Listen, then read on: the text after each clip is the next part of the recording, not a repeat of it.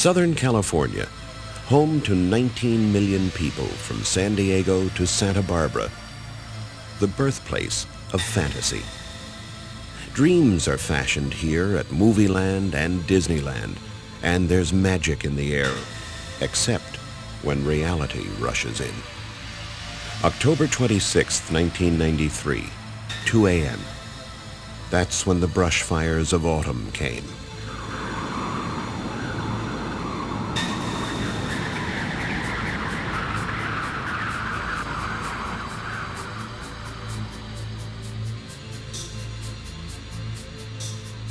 They began in Escondido, a town of 100,000 people on the tranquil northern edge of San Diego County.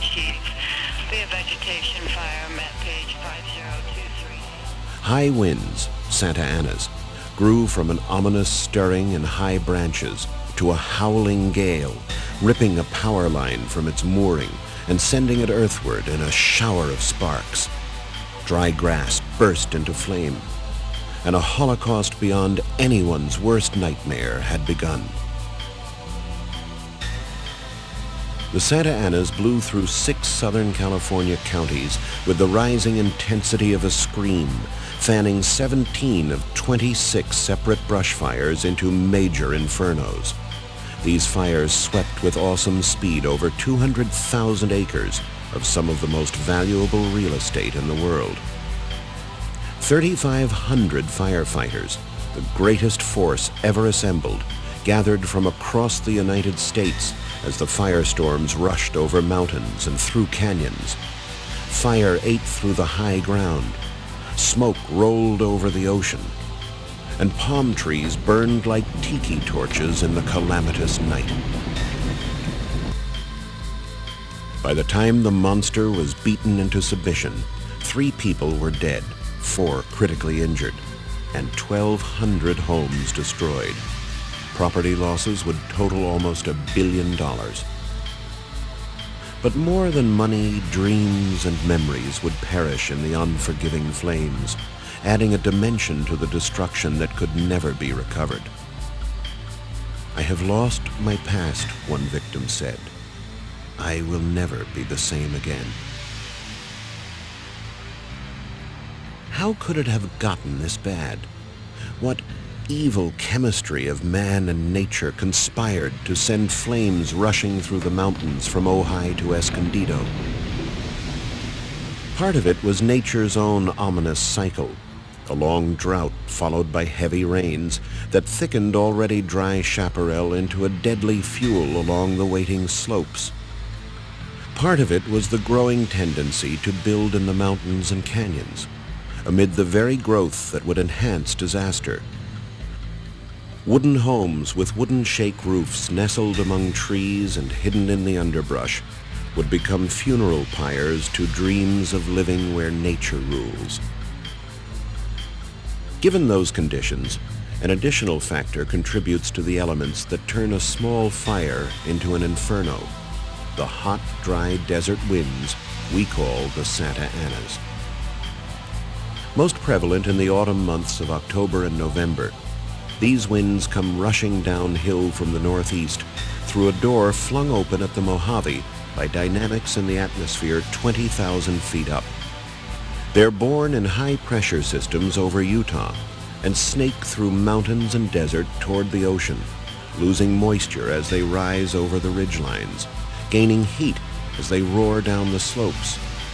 The Santa Anas increase in speed as they funnel through the passes. By the time they reach Southern California, the Santa Anas are howling at gusts of 100 miles an hour, blowing down trees and power lines, sending garbage cans clattering through the streets, setting off burglar alarms, and fanning flames in their path to speeds 6 times that of normal, at temperatures reaching 2,000 degrees. Always there are fires. Arsonists respond to the eerie winds by setting torches to the dry brush. Campfires blow wildly out of control. Downed power lines spark and flare. All of these were evident in the autumn of the firestorms. Hot wires set Escondido ablaze. A homeless man's campfire burned through Altadena. Arsonists turned Laguna Beach and Malibu into fiery war zones.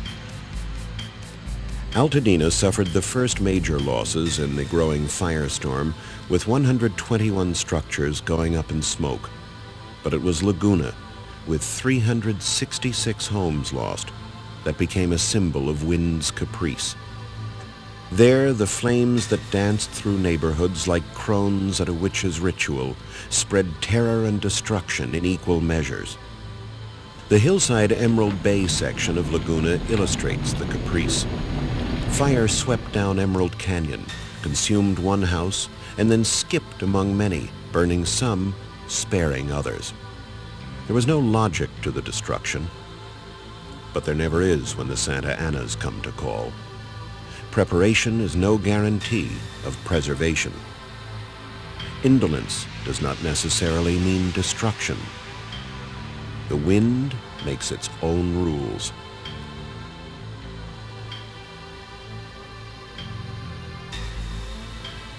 Fires burned everywhere throughout the bone-dry Southland. Thousand Oaks, Winchester, Chatsworth, Santa Paula, Box Springs, Yucaipa, Ojai, Temecula, Ortega, Banning. There was no one fire. The whole world was burning. But then the winds lessened, and fire by fire, containment came. Lines were thrown around the blazing hillsides, and it seemed for a while the worst was over. The feeling of euphoria lasted less than a week. 4 days after the end of the Laguna fire, the Santa Anas howled once more through the passes, and an arsonist set matches to dry shrubbery on a remote hillside of old Topanga Canyon Road. And it began all over again, headed for Malibu.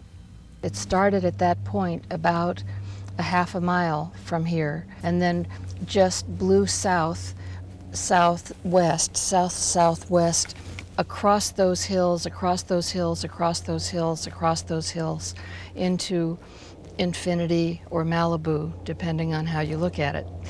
And there was nothing to stop it between here and the ocean. Fire in the wind defies class standing. Ashes bear faint traces of status. The Santa Anas blasted the flames southwest toward the ocean and Malibu through the Santa Monica Mountains. This firestorm consumed 18,000 acres and 366 of some of the most elaborate homes in the country. Dick Van Dyke had to evacuate. So did Bruce Willis and Demi Moore. Zsa Zsa Gabor opened her nearby ranch to fire-threatened horses. Anthony Hopkins opened his apartment to celebrity evacuees. Sean Penn's home was among those burned. So was Ally McGraw's. And it was a very creepy day. There were little fires around further up north in the canyons, and the Laguna fire was just under control. And I had a sinister feeling, because anybody who's lived out here as long as I have knows that the first week in October and even into early November is Santa Ana and pyromania time. It happens annually. And I remember thinking, the air was very hot. It was like 90 at 7 o'clock in the morning, and very still, and it smelled funny, and the animals were sort of skitsy. Pushed by gale force winds, flames rushed at speeds reaching 20 miles an hour through Malibu, Las Flores, Carbon, and Tuna canyons. Fire trucks and emergency vehicles lined Pacific Coast Highway like armored vehicles come to fight a foreign enemy. But in this case, the enemy was far more awesome than any army put together by nations. As sparks flew in the wind, new fires exploded in steep terrain, requiring a constantly shifting strategy among the forces fighting the flames on the ground and in the air. Helicopters and fixed-wing planes braved heat-generated turbulence and billows of blinding smoke to take their aircraft where only fools and heroes go, so that their water drops would have maximum effect. Especially threatened were isolated communities in the mountains, both in Malibu and Topanga. There, clusters of homes are tucked into nameless canyons or on scenic hillsides, sometimes on roads so narrow they could barely accommodate firefighting equipment. Firefighters with nothing personal at stake but honor and duty risked their lives to keep flames from homes they had never seen before and might never see again. It was a time of heroes that even Hollywood would have a difficult time matching. Not that it hasn't happened before. Malibu and parts of Topanga burned in 1958, in 1970, in 1978, in 1980, and in 1982. Lives were lost, homes burned, and chaos prevailed. Then, as now, animals suffered along with humans in the fire. While domestic pets from horses to cats were evacuated in most cases, coyotes, bobcats, deer, foxes, and raccoons had to escape the flames on their own.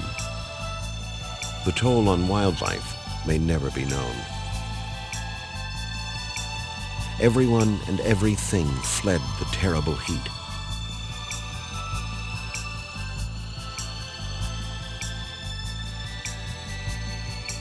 Evacuations were widespread. Sheriff's Department and highway patrol units prowled through threatened neighborhoods with orders to evacuate booming from the public address systems atop their cars. Barricades set up at either end of major highways from the San Fernando Valley to the coast kept all but emergency crews out. In some instances, even media were banned. Homeowners had to be stopped with drawn guns when they threatened to crash their cars through police barricades to get to their threatened homes. Fire seemed to rush in all directions at once, convincing many of losses that never occurred. Then it came down and completely obscured the house, and I saw the house disappear in a wall of smoke and flame. And so then I thought, I don't want to be the kind of person who sits around and watch it burn and then get all pitiful, you know. So I said something like to John, like, don't get discouraged. And he said, well, my dear, this is a wonderful opportunity for us to start over. Individual stands were made at Pepperdine University in Malibu and along Topanga Canyon Boulevard. Firefighters were determined that the flames would not jump the boulevard and head east toward thickly populated centers around Pacific Palisades. Shifting offshore winds did send fire flying over the two-lane road, and for a while it threatened major population centers in Topanga itself. But here is a community of rugged individualists, and tales of heroics have already become part of the Topanga legend. Unable to get help from thinly spread firefighters, the men and women of the mountaintop town battled the flames on their own. In Red Rock Canyon, 3 brave men, totally surrounded by flames on ground so hot it burned the soles of their shoes, stood against mountains of fire on all sides that came within 15 feet. They saved the home occupied by Red Rock State Park caretaker Alan Martinez, one of the 3 who would not run. At the foot of Topanga Canyon Boulevard, as it joins the ocean, resident Shane McMahon and others were denied professional assistance. They set backfires on their own that saved a cluster of 25 homes at the foot of mountains burned black by the firestorm. A surfer who knew the winds, McMahon waited for the precise moment to set flames that would rush to meet the oncoming Holocaust and stop there. My house is located at the bottom of a ridge, which the fire was rapidly approaching during the early mornings of the fire. A decision was made with the authorization of a fire captain that came down here to check on our situation, to light backfires. And as we lit our backfires, we set them in 3 or 4 locations along this ridge line here which rapidly raced up to meet the oncoming flames. As fire spread down the canyons, cars and trucks loaded with personal possessions sped away ahead of the flames. Their occupants filled evacuation centers in the nearby communities of Calabasas, Agoura Hills, and Pacific Palisades. Public agencies and volunteers brought food, clothing, and bedding to the centers and assisted in bringing families together that had been separated in the burgeoning firestorm. The fire was brought under control 2 days later. As police barricades came down, evacuees returned to either miracles or disasters. Homes still standing amid surrounding ruin, or homes reduced to ashes, with only a fireplace still standing. So I decided that I wanted to see if the diamond earrings were here and if anything survived. And curiously, just sitting in the dust of what was really 2 stories worth of collapse and implosion were a wedding ring, unharmed, my school ring, unharmed, and a ring from my very favorite boyfriend, unharmed, sitting in this dust. And then 40 feet across the foundation, for no reason I can understand except the nature of the explosion or implosion, was this little tiny box of some base metal, and inside were these diamond studs.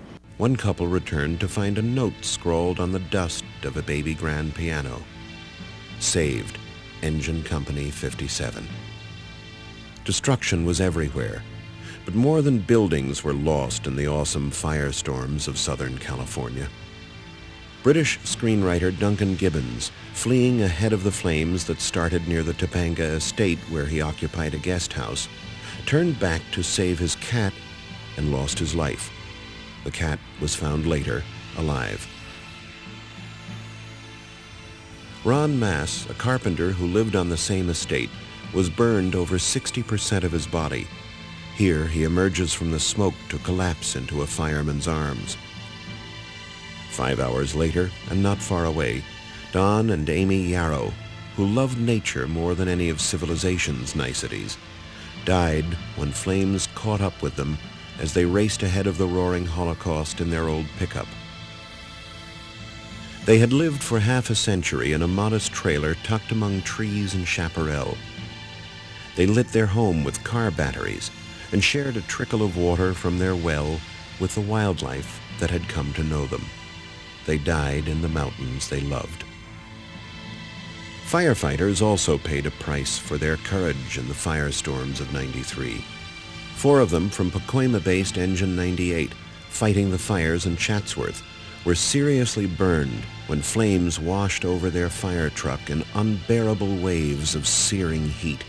2 of them, Cleveland Tipton and Gary Carpenter, were in the truck when a wall of fire 30 feet high advanced on them, sucking the oxygen from their cab and blowing out the windows.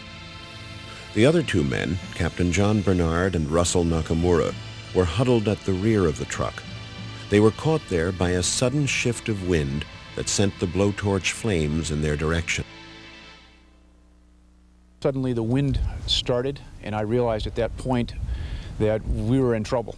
We were standing in unburned brush at the time, and it was necessary for us to retreat immediately. Approximately 10 to 15 seconds later, we arrived back at the fire engine, and just as that occurred is when the storm hit. And at that point, we were all trying to struggle to find a place to protect ourselves. At the time that the fire hit, as I was standing in the roadway, I realized I'd been burned. And the thought actually passed through my mind, oh, well, it's only a 1st or 2nd degree burn. It can't be all that bad. But the main thing that was on my mind was survival at that point. How am I going to keep my crew from getting killed or hurt? And how are we going to get out of this thing? That was our main concern.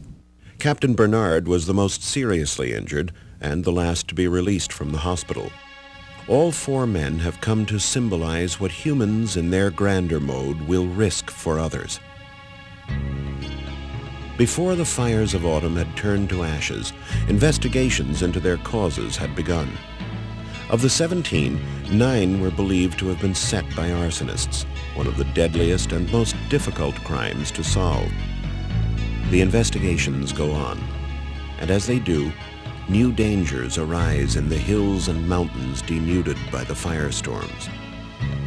A few days after the Malibu Topanga fire was out, it rained, and the ground, shorn of protective vegetation, began to slip.